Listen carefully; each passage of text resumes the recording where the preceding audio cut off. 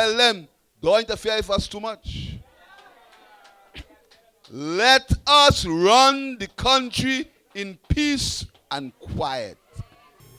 During a town hall meeting in Labrie over the weekend, Prime Minister Philip J. Pierre cautioned the opposition United Workers' Party against their clamoring for an early election. The opposition has been organizing town hall meetings, round table discussions, and staging marches to energize its supporters.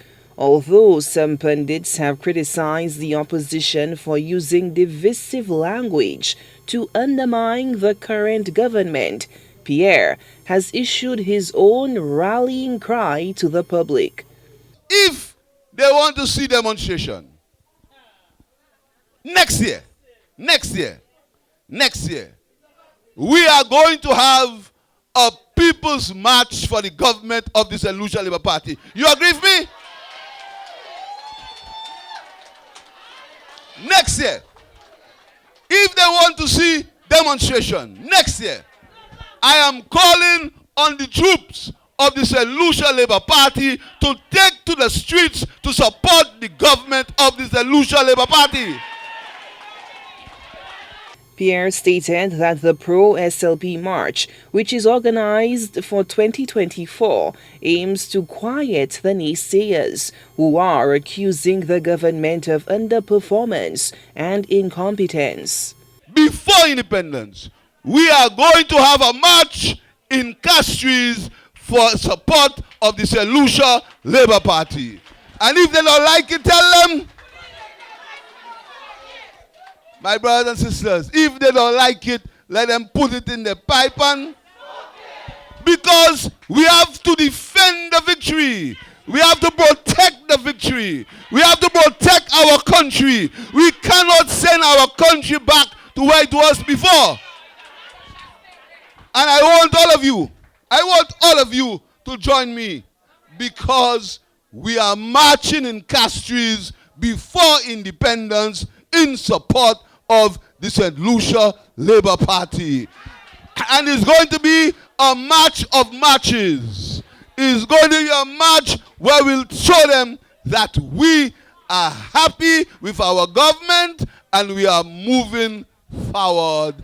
One of the concerns trumpeted by the opposition is the rising cost of living, with prices seemingly racing upwards. Prime Minister Philip J. Pierre explains that geopolitical tensions and extenuating factors continue to drive up the cost of living worldwide. If that escalates with what is happening now in the Panama Canal, where because of a drought in the Panama Canal, the ships cannot come through, creating more problems on the supply chain, you know what will happen to us? The cost of goods will increase in a way that we've never seen it before. Pierre remains steadfast that the government of St. Lucia has little to no control over the exogenous shocks impacting inflation. When I listen to these destabilizers, these jealous, angry people who cannot understand that they have lost the general election, speaking so much nonsense. I heard one of them say, the cost of living, you must blame the government for the cost of living.